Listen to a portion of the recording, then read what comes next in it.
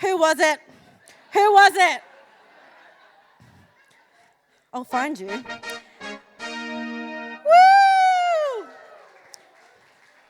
Who is Darcy? Who is that? Over there? Hello. Winner. Well done. And Claire and bag of cans. Okay. Where are you? Over there and over there. You will get a drink ticket there. Just tell them to come find me. Just come find Halo. Get your drink ticket. All right. Woo. Is everyone feeling nice and warm now? I certainly am. That was nice and fun, but I will be talking to some of you after this because I have questions. All right. So I'm going to introduce our first speaker of the night. One of my friends, she'll be talking about desire and all things sex, so I hope you're in the mood now. She has a huge praise kink, so make sure you give her a big round of applause, welcoming Laura.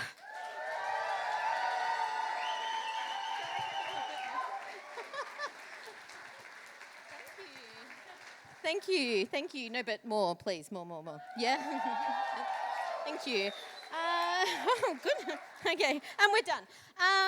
Thank you so much. My name is Laura, and I am so excited to talk to you tonight about how your libido might be bored, might be underwhelmed. So, might not be broken, might just not like what you're giving it. Before we go any further, I also want to take a moment to pay my respects to any First Nations people that are present today. My partner did not know I was going to do this, but my partner is a proud First Nations man from Taungurung country, and this is some of his artwork. So it's mostly an opportunity for me to do a little humble brag. So a note on language. I actually have two notes on language. So the first one is that sometimes tonight I will use some gendered language, and that's because I'm quoting some research where the research was gendered. So if you hear me use women or men, that's why. The other note on language is that I am going to say the word sex a bit. I hope that's okay. Thank you. Thanks so much. And when I use the word sex, I am not talking about intercourse, and I think typically the word sex has been associated with this very kind of heteronormative, penetrative kind of idea of sex. So I use the term very broadly, very subjectively actually, and I just want to invite you all to do the same tonight. So feel free to use that word however you like, or no, now that I hear myself say that, that might be asking for trouble, but feel like I heard it as I said it. Why don't I want sex? That is not... I'm regretting this slide too, actually. That is not a question that I'm asking. I do. Anyway, why don't people want sex is actually a question I get asked in my practice all the time. And in fact, I don't know if you know this, but desire, issues of mismatched desire or low desire are actually the number one reason people seek sex therapy. And people are very concerned with their sex drive, libido, desire, whatever you want to call it. People are very concerned with how much they want sex. More so even than the quality of the sex they're having. People are overwhelmingly concerned with how much they want sex. And I wanted to kind of just touch on why that might be. So we're pretty obsessed with the wanting of sex for a couple of different reasons. Firstly, capitalism, obviously. Capitalism loves this preoccupation with wanting desire, because if you can sell low desire as a problem to solve, you can sell the solution, right? So people will buy the testosterone gels and the supplements and the libido pills and the horny goat weed. Is that still a thing? That's a thing, yeah. People will buy the horny goat weed, right? Because they're so concerned with the wanting of sex because it's been marketed as this problem to solve. Patriarchy's also done a number on us here, all of us, in that it has made sure that the exact amount of sex that you are supposed to want is not it's elusive, you can't find it. So you either want sex too much, in which case you're, God forbid, slutty, or you don't want sex enough, in which case you're kind of like frigid, broken, whatever kind of the language is, right? So it's really done a number on all of us to make sure that we are always concerned that we don't want sex enough or we want it too much. Which also means that desire can be treated as something to achieve and measure and compare, which is actually true of everything to do with sex. So there's this kind of performance trap that exists in our cultural narrative where every aspect of sex, including desire, has become something to measure and then compare. So it's really easy to talk to people around you about how much you want sex and compare how much you want sex to everyone else and find out that you want it different to everyone else and therefore you must be wrong. You have a problem. And finally, this kind of narrative around wanting sex frames this as wanting sex is good, not wanting sex is bad, and that ignores all the nuance of what goes into why I would even want sex. So relationship dynamics or body image or stress or trauma or physical health or mental health, that is very nuanced. And if I was to make room for that, that would cause a problem for all of these other parts of the puzzle. So there's lots going into why we're so obsessed with how much we want sex, right? So I want to kind of explain what sexual desire is. And like I said, I'm happy to kind of use the term libido or drive interchangeably, whatever you like here. But what actually is sexual desire? I feel kind of bad because this is a nerd night, so I'm supposed to be nerdy about this topic, which means I'm supposed to know a lot about it. We actually don't have an agreed upon definition for sexual desire. So I feel kind of like you might feel a bit misled. I'm so sorry.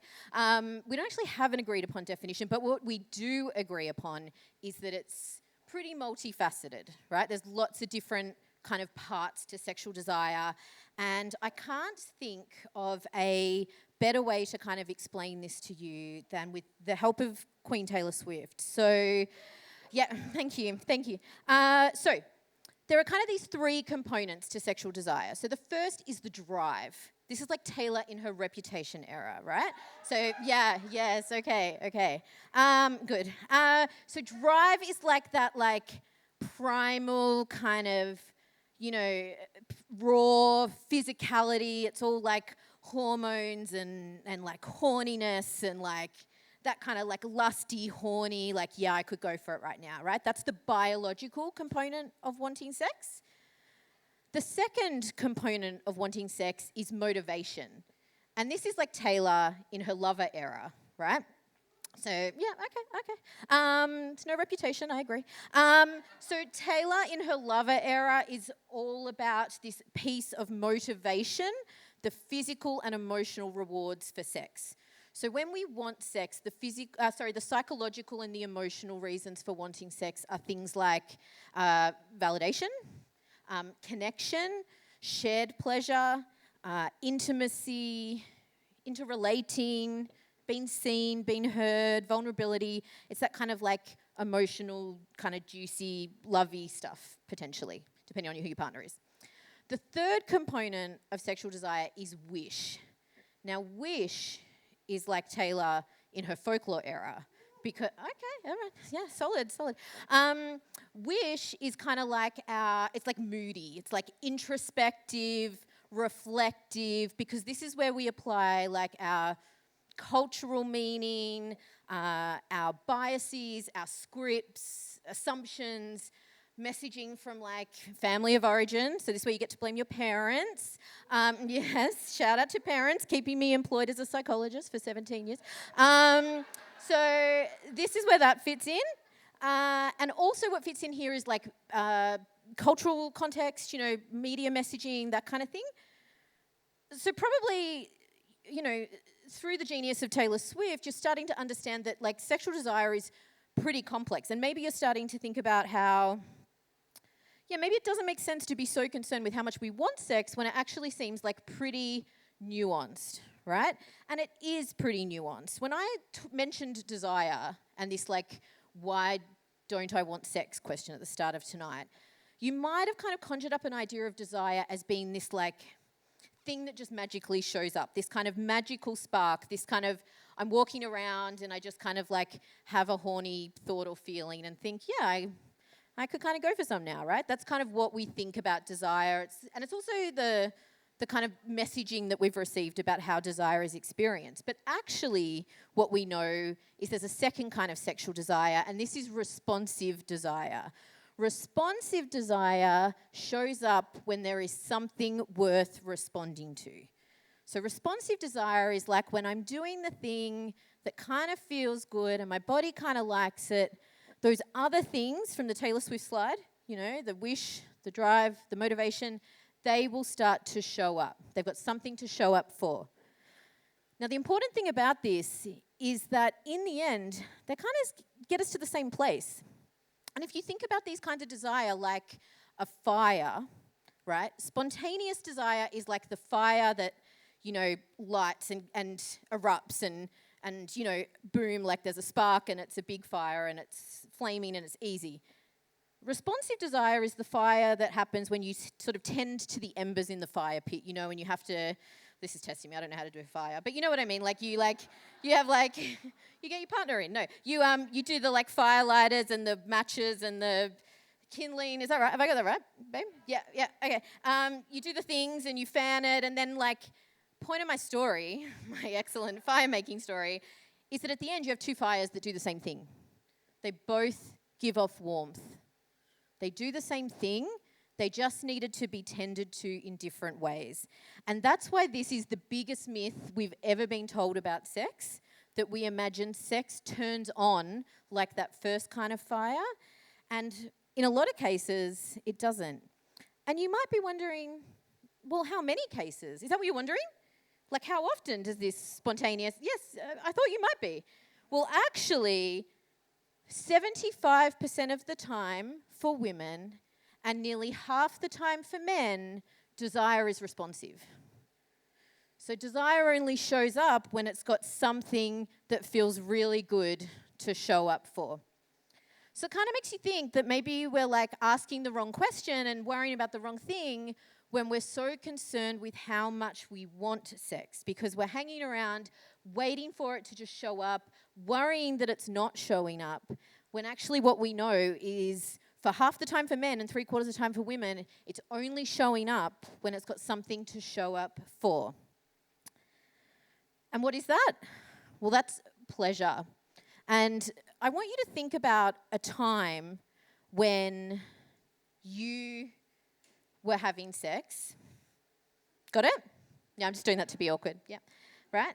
And I want you to think about the sex maybe available to you kind of now, not like right this second, that's not part of my presentation, but the sex available to you in your life, so sex you were having kind of recently.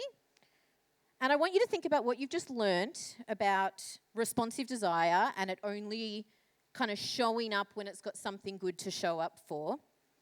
Because when people talk to me about low levels of sexual desire, I immediately ask them to describe the sex available to them right now, just like I asked you to think about.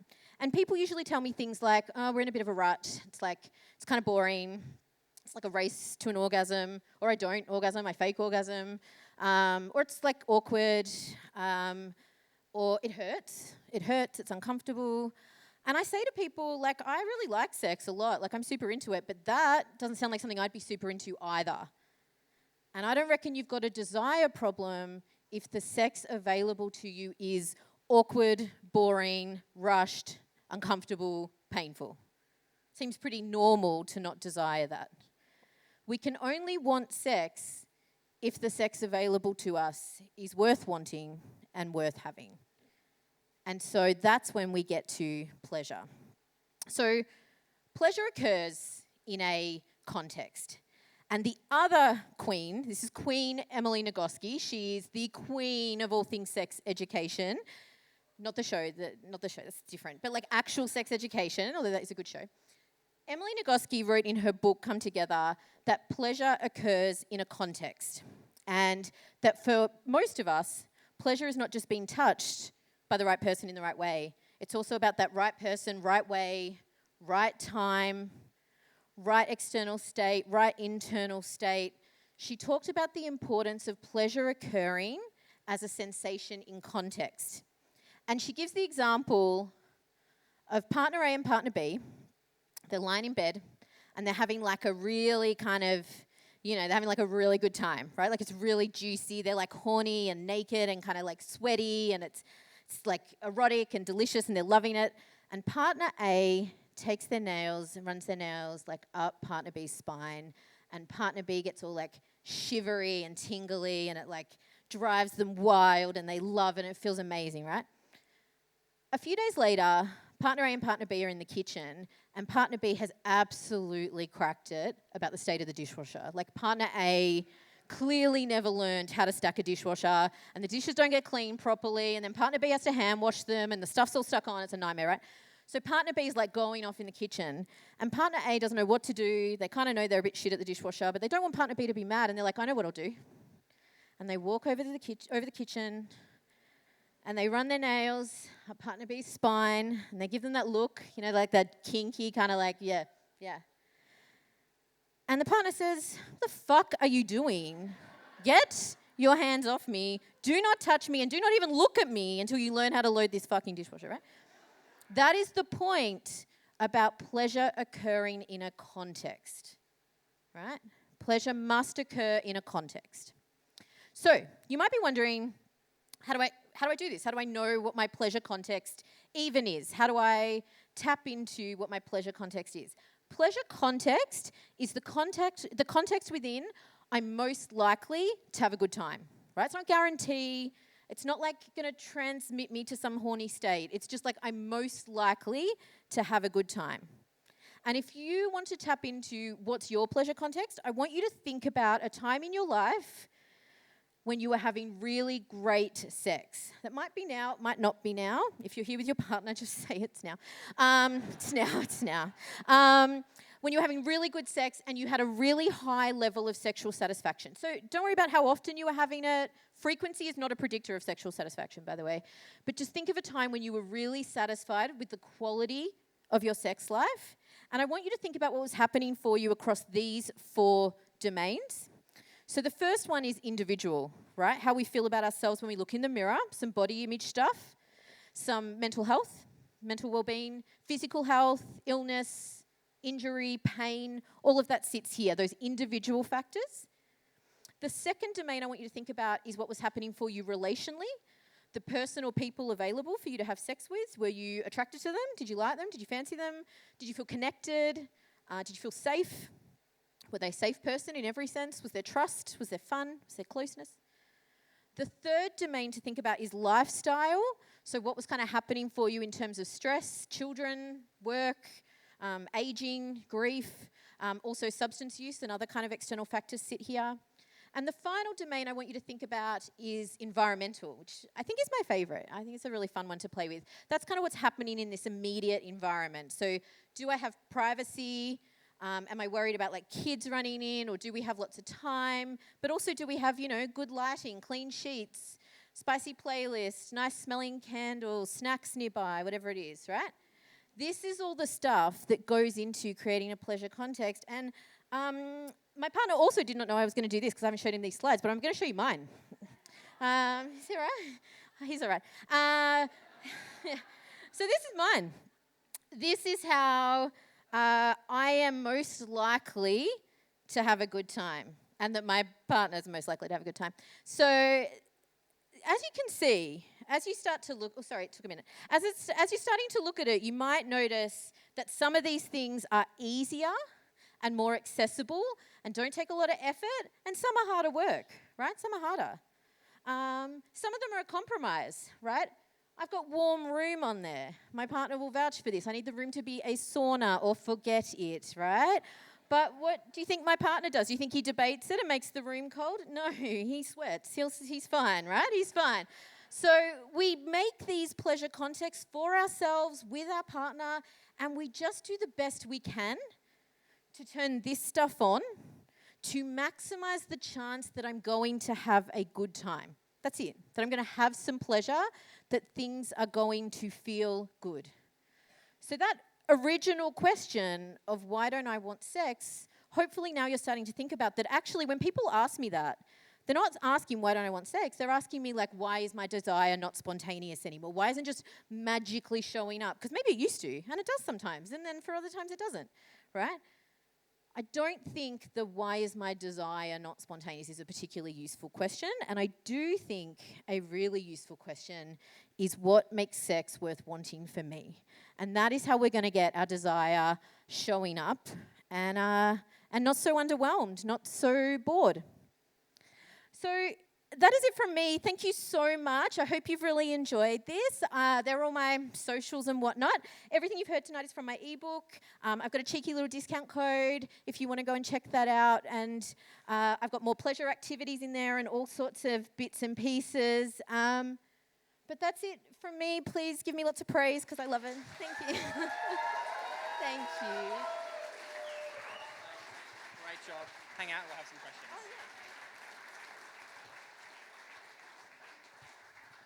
Amazing, amazing. What better way to start Nerd Night 2025 with sex trivia, followed by psychologist and sexologist. Not the one that's on maths, one that's in real life. Any day now, though. Here's hoping. Here's hoping. Do we have some questions for Laura in the audience? Your partner. Straight to it, no. Any questions? One yes in the corner there.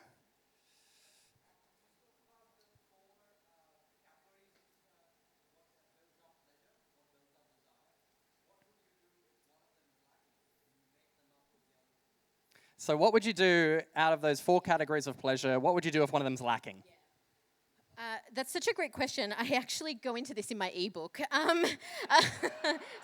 check that out. No, but I will, I'll answer it anyway for free.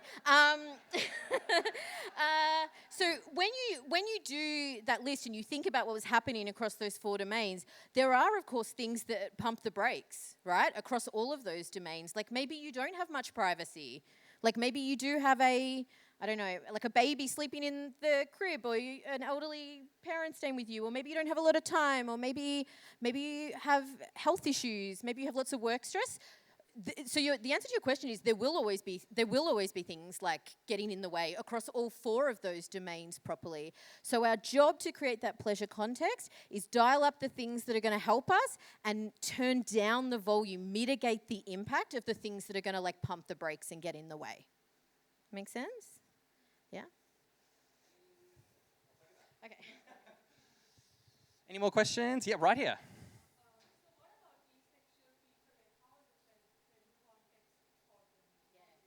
What's the pleasure context for people that are asexual and how do they navigate that? Yeah. This pleasure context is for having pleasure. So I'm actually so glad you asked this question because that word, I talked about sex being subjective, pleasure is subjective. So I think that is a fabulous question, and I would encourage people to do this activity regardless of where they're at in terms of their sexual journey, regardless of how much they're interested in sex or how much they're even having sex or want to have sex, anything at all, right? Because the point is creating a context where I'm more likely to have a good time, have pleasure. The second thing I would say to that is I know I've structured this talk as talking about sex. Something I didn't talk about is all the additional benefits that come from spending time in this pleasure context. And there's going to be a load of benefits that are going to apply to everyone, even if sexual activity or interaction or arousal doesn't occur in that context. Does that make sense? Okay. Any more from the audience? Yes, right here.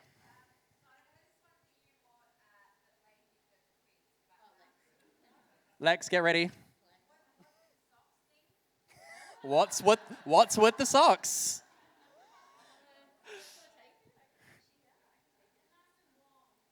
They're nice and warm.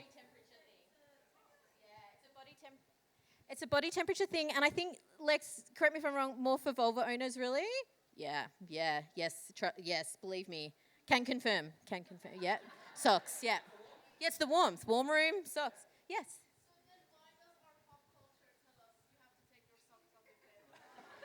Why does pop culture say otherwise? Yeah.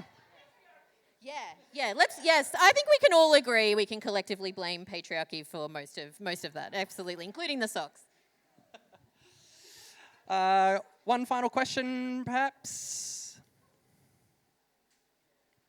No, going, gone. All right, well, thank you, Laura. Can everybody give it one more round of applause? Thank you.